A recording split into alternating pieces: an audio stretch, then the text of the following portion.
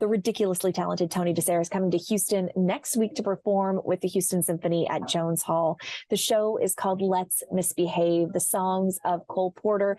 And I got to chat with him about what audiences can expect. I've loved, the Great American Songbook, songs from the 20s, 30s, and 40s my whole life. And there's something special about Cole Porter that I think he's always been my favorite. He wrote the music, he wrote the lyrics, he wrote so many different kinds of songs. I mean, Night and Day, Begin to Begin, I've Got You Under My Skin, I Get a Kick Out of You, Anything Goes. I mean, the list goes on and on. He wrote just scores and scores of great songs. And so many of those pieces are timeless.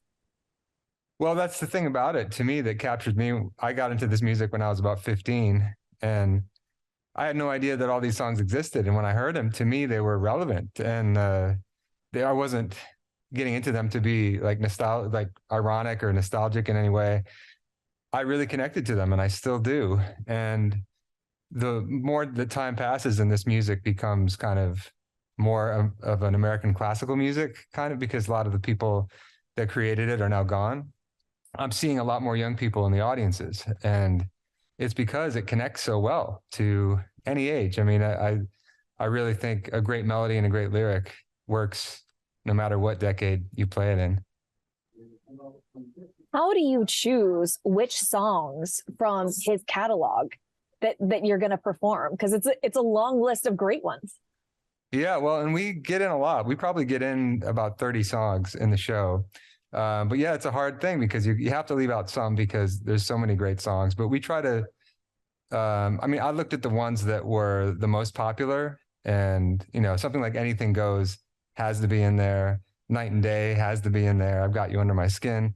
So, and then it's also fun to kind of put a couple in there that are maybe a little lesser known, that are really fun for people to hear. I mean, it's about crafting an evening that entertains and informs a little bit. And I've got a great cast too that's joining me. Bria Skomberg on trumpet and vocals. I have a tap dancer. I'm playing piano and singing. So my goal for it was to make it feel very 21st century, to have it be sexy, to have it be fun, and to really dive deep into the songs of Cole Porter. That's so funny, because I was just going to ask, what do you want the audience to take away from this evening? You laid it out pretty well. Is there anything you would want to add? Why wouldn't somebody want to come? And I think, well, somebody would think, well, this is my grandparents' show or my great-grandparents' show. And that's just not the case, because I made it specifically to appeal to just everyone. I mean, yeah, you can bring your grandmother, but I really wanted somebody that was maybe in high school, interested in music, to come and really connect to the performers and the songs and the performances. So, and above all, that it's entertainment, right? So even if you don't know the music, it'll be a lot of fun. And not to mention a world-class orchestra like the Houston Symphony on stage. I mean, it doesn't get any better than that. How do you coordinate something like that? It seems like a big undertaking. It is. I've been working on the show for a year and a half, and I arranged about 10 of the pieces myself and hired other world-class arrangers to arrange it. And so it's been a lot of preparation, and making all the parts, printing them all out, getting them to the musicians. Then we'll have 2 rehearsals, and then we'll do the show. That's wild. But someone with your experience, I guess it's every new one is a challenge, but you do have that experience. You've been doing this for decades. Let's talk about how you got started. When did you discover your love of music? Well, I grew up in a musical household. My dad would come home and play guitar and sing every night when I was a little kid. And then I started taking violin when I was in 4th grade. I started piano in 6th grade and started singing toward the end of junior high. I would guess that's about when I started. And I just loved it. And I didn't really think it was going to be my career, but I just kept putting one foot in front of the other. I started getting gigs. I went to college. I got a following in college, and I decided, well, I got to move to New York City and see if I can make this work. And there were times that I considered getting a real job, but something always came along at the last minute. And the last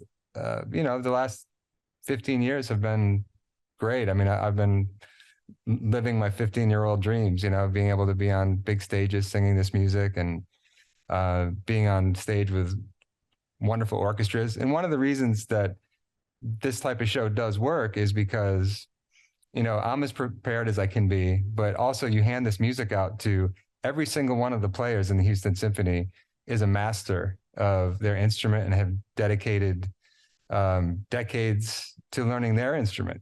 So you have, you know, all these people on stage, the combined years involved to get us all to this moment of when we're performing on stage. It's, you know, it's hundreds and hundreds of years of combined expertise and experience. So that's what's really exciting about seeing something like this live is everybody is on stage shooting for a common goal to make beautiful music.